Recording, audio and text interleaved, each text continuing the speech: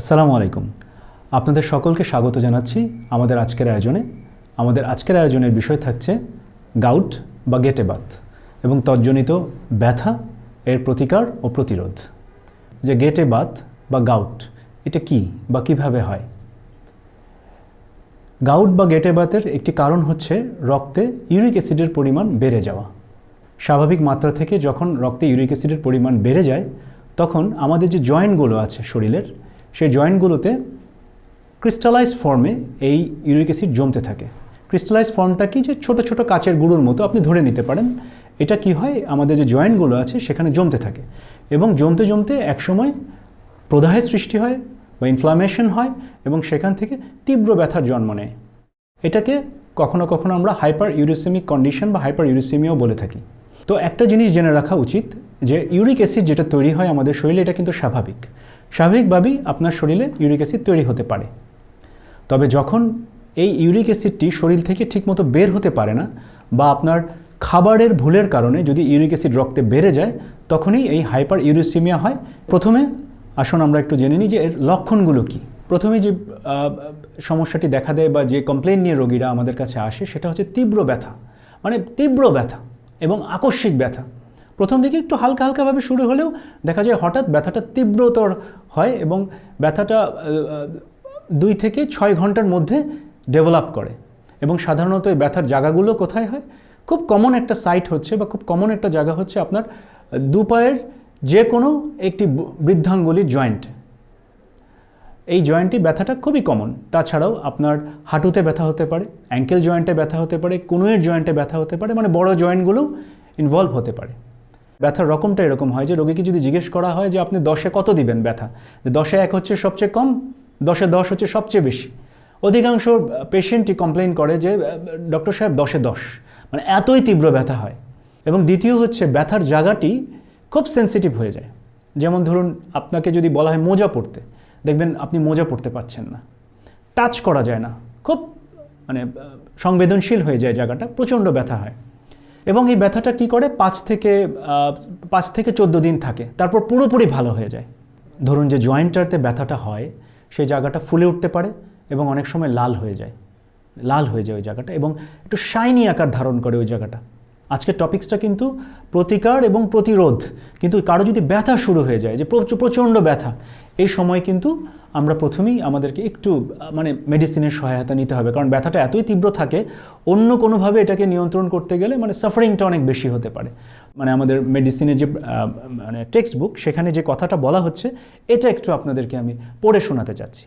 এখানে বলা হচ্ছে যে patients who have had a single attack of gout do not necessarily need to be given urate lowering therapy, but it should be offered to individuals who have more than one acute attack within 12 months and those with complications such as tophi or erosions.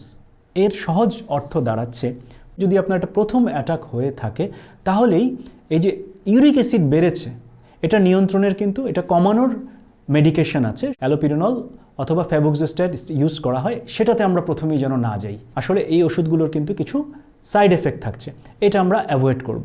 তো আজকের বিষয় হচ্ছে যাদের কি 1বার বা 2বার attack হয়েছে, হওয়ার পরে আমরা কি লাইফস্টাইল মডিফিকেশনের মাধ্যমে, মানে আমরা আমাদের যে দৈনন্দিন যে অভ্যাসগুলো, খাবার অভ্যাস এবং আরও যে দৈনন্দিন কিছু অভ্যাস, সেগুলো মেনটেন করে আমাদের এই ইউরিক অ্যাসিড লেভেলটাকে কন্ট্রোল করতে পারি কিনা এবং এই অ্যাটাক থেকে পরবর্তীতে নিজেকে রক্ষা করা যায় কিনা। তো প্রথমেই আসা যাক লাইফস্টাইল ম্যানেজমেন্ট, মানে আপনি লাইফস্টাইল যেগুলো ডিজিজই আসলে দীর্ঘমেয়াদী ওষুধের কথা বলা হয়, তার সাথে কিন্তু সবসময় দেখবেন যে একটা লাইফস্টাইল ম্যানেজমেন্টের প্রশ্ন আসছে। মানে আপনার দৈনন্দিন যে অভ্যাস, এই জিনিসগুলো আপনি নিয়ন্ত্রণের মাধ্যমে কিন্তু এই রোগগুলোকে নিয়ন্ত্রণ করতে পারেন। তো প্রথমেই আসা যাক যে খাবারগুলো খাওয়া নিষেধ বা কম খেলে ভালো হয়। তবে যাদের একটা অ্যাটাক হয়ে গেছে তাদেরকে আমি অ্যাডভাইস করবো যে আপাতত অ্যাভয়েড করাই ভালো, না খাওয়াই ভালো। প্রথমেই যেটা নাম আসবে সেটা কি? সেটা হচ্ছে গরুর মাংস, রেড মিট যেটাকে আমরা বলছি, এটা আমরা অ্যাভয়েড করার চেষ্টা করব। তারপরে কি? মুরগির ঘিলা, কলিজা, সামুদ্রিক মাছ আমরা অ্যাভয়েড করার চেষ্টা করব। চিনি এবং চিনি জাতীয় যে কোনো খাবার, চিনি মানে সরাসরি সাদা চিনির কথা বলেছে, এটা আমরা একেবারেই অ্যাভয়েড করব। তারপরে কি? তারপর হচ্ছে যে সফট ড্রিঙ্কস, এটা হারাম, এটা মনে রাখবেন যে এটা হারাম, কারণ এর মধ্যে চিনি আছে, প্রচুর পরিমাণে চিনি। ফাস্টফুড অ্যাভয়েড করব আমরা, এবং সিগারেট খাওয়ার অভ্যাস থাকলে সেটা বন্ধ করে দিব। এবং যেহেতু আমাদের দেশে ওটার প্রচলন নাই খুব বেশি, তারপরেও বলে রাখা ভালো যে অ্যালকোহল অ্যাভয়েড করতে হবে। এবার কি খাবেন? সব খেতে পারবেন, কোনো সমস্যা নেই, তবে খেতে হবে পরিমিতির মধ্যে। 1, 2 কি পানি খাবেন, প্রচুর পরিমাণে পানি। গরমকালে 2.5 থেকে 3 লিটার, এবং শীতকালে 2 থেকে 2.5 লিটার পানি আপনি খাবেন নিয়মিত। যে হাইপার ইউরিসিমিয়া বা ইউরিক অ্যাসিড বাড়া কিন্তু একটা কারণ থাকতে পারে, আপনার কিডনি ডিজিজ থাকতে পারে। তো কিডনি ডিজিজে কিন্তু ইউরিক অ্যাসিড বেড়ে যায় কখনো কখনো, কারণ ঠিক মতো কিডনি কী করে, ওই ইউরিক অ্যাসিডটা বের করতে পারে না। ওই ক্ষেত্রে আপনি ডক্টরের সরাসরি পরামর্শেই এই পানি খাওয়ার পরিমাণটা ঠিক রাখবেন। প্রচুর পরিমাণে ভিটামিন সি খাবেন। সহজ পথ কি, সকালে কি করবেন, একটা লেবুর রস, হালকা গরম পানি, 1টা লেবুর রস একটু মধু মিশিয়ে খেয়ে ফেলতে পারেন। মৌসুমি ফল খাবেন, তবে পরিমিতির মধ্যে। এবং একটা জিনিস হচ্ছে, আমরা অ্যাডভাইস করি যে পটাশিয়াম সমৃদ্ধ খাবারগুলো খাওয়ার চেষ্টা করবেন। প্রতিদিন কি করবেন, একটা করে কলা। আর দেখা গেছে যাদেরই এই হাইপার ইউরিসিমিয়া হয় বা গাউট হয়, তাদের ভিটামিন B12 ডেফিসিয়েন্সি দেখা দেয়। এই জন্য আমরা কি খেতে পারি, রাতে একটু টক দই এবং একটু খেজুর রাখতে পারি। খুবই হেলদি খাবার, আপনার স্টোমাকের জন্য খুব ভালো। এটা আমরা নিয়মিত খাবার চেষ্টা করব। এই ব্যথাটাকে, এই গাউটটাকে নিয়ন্ত্রণে রাখার জন্য, ইউরিক অ্যাসিডটাকে নিয়ন্ত্রণে রাখার জন্য 1 নম্বর ফাস্টিং বা রোজা রাখবেন। যারা মুসলমান আছি, আমরা মুসলিম আছি, আমরা কি করি, আমরা 1 মাস রোজা রাখি। তাছাড়া অন্যান্য সময় আমরা কি করতে পারি, আমরা কিন্তু ওয়াটার ফাস্টিং করব। অর্থাৎ আমরা খালি পেটে থাকব, পানি খাবো। সলিড খাবার, ধরুন আপনি সন্ধ্যায় খেতে পারেন, সকাল থেকে সন্ধ্যা পর্যন্ত আপনি পানি খেয়ে থাকলেন, জাস্ট পানি খেলেন, এবং সন্ধ্যার পরে আপনি হালকা খাবার খেতে পারেন। তবে আমরা এটার অভ্যাস করলে কি হবে, যে পানিটা কী করবে, আপনার শরীর থেকে অতিরিক্ত ইউরিক অ্যাসিডটা বের করে দিবে। নিয়মিত ব্যায়াম করব আমরা, নিয়মিত, এটা আমাদের প্রতিদিনের অভ্যাস থাকবে। এবং কী ধরনের ব্যায়াম করব আমরা, এক হচ্ছে আমরা কার্ডিও করব। কার্ডিও বলতে কী বলে, ঘাম ঝরে এমন ব্যায়াম করব আমরা। আরেকটা যেটা ব্যায়াম, সেটা হচ্ছে কোয়ান্টাম যোগ ব্যায়াম আমরা অভ্যাস করব। কোয়ান্টাম যোগ ব্যায়ামের বৈশিষ্ট্য কি, যেটা সহজ। ব্যায়ামটা কি সহজ, যোগ ব্যায়াম বললেই মানুষের মাথায় আসে আরে বাপরে কি কঠিন। এই জন্য আমরা কী করব, কোয়ান্টাম যোগ ব্যায়ামটা অভ্যাস করবো। এটা খুব সহজ করা, এটা নিয়মিত অভ্যাস করব, যেন আমাদের বোনসগুলো, আমাদের যে জয়েন্টসগুলো আছে, এরা যেন সার্কুলেশনটা ঠিক থাকে এবং এরা যেন ইউজ টু থাকে। তারপরে কি অ্যাভয়েড করব, সেটা হচ্ছে দীর্ঘক্ষণ বসে থাকা। দীর্ঘক্ষণ বসে থাকবো না আমরা, এবং এটা কিন্তু একটা মহামারী আকার ধারণ করেছে।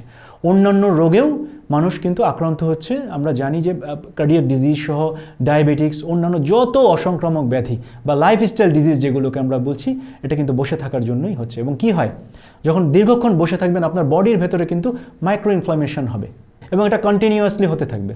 তো বেস্ট হচ্ছে কি, আমরা বসে থাকবো না দীর্ঘক্ষণ। আমরা চেষ্টা করব এখন যেটা রিকমেন্ড করা হয়, যে প্রতি 1 ঘন্টায় 200 স্টেপ। 1 ঘন্টা আপনি বসে কাজ করলেন, 1 ঘন্টা পর আপনি গনে 200টা স্টেপ নেবেন। খুব অল্প সময় লাগবে 200 স্টেপ নিতে আপনার। 2 থেকে 5 মিনিটে হাঁটলেই হবে। এবং দীর্ঘক্ষণ বসে থাকতে হয় বা শুয়ে থাকতে হয় এমন বদভ্যাসগুলো আমরা বাদ দেওয়ার চেষ্টা করব। এবং সবচেয়ে গুরুত্বপূর্ণ, আমরা স্ট্রেসটা ম্যানেজ করব। সকল রোগের জননী হচ্ছে কিন্তু কি, স্ট্রেস। স্ট্রেস মানে হচ্ছে, প্রথম আমরা খুব সহজভাবে বলি যে আগে মন কাঁদে, তারপর শরীর কাঁদে। মনকে কাঁদতে দেওয়া যাবে না। স্ট্রেসটা মুক্ত থাকতে হবে আপনাকে, এবং সেজন্য আমরা নিয়মিত মেডিটেশন অভ্যাস করব। আপনাদের যদি কোনো প্রশ্ন থাকে এবং আপনারা নতুন কোনো টপিক সম্বন্ধে চান যে আমরা এই প্রোগ্রামে নিয়ে আসি, তাহলে আমাদের নিচের কমেন্ট সেকশানে আপনারা লিখে জানাতে পারেন। আজ এই পর্যন্তই। নিয়মিত মেডিটেশন করুন, টোটালি ফিট থাকুন। আল্লাহ হাফেজ।